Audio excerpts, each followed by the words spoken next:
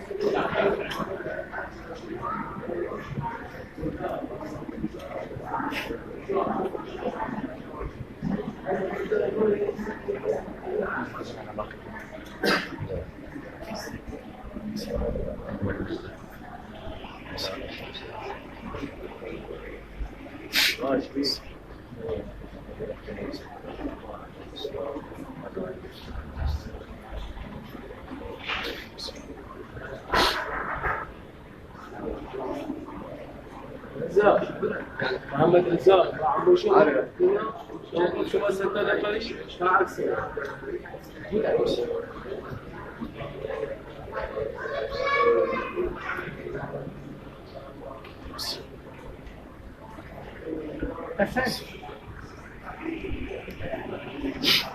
هذا بدل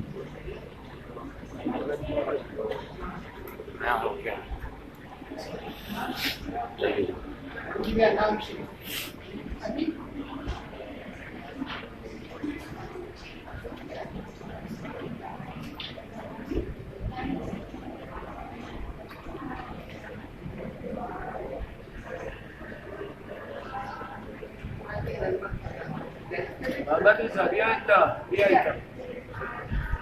رفمون جو محمد جو يقول عكس محمد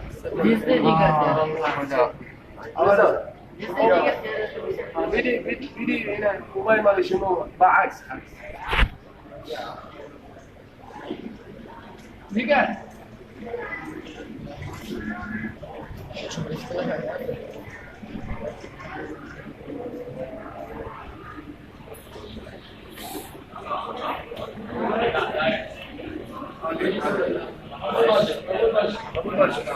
أبو الباشا عزيزي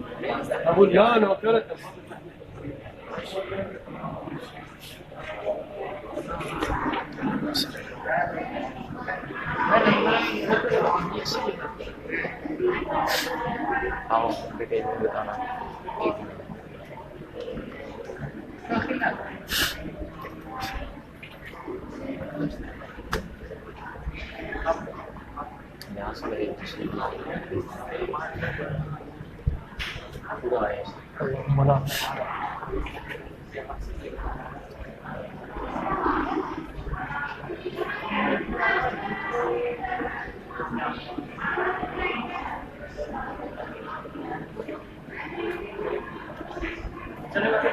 चलें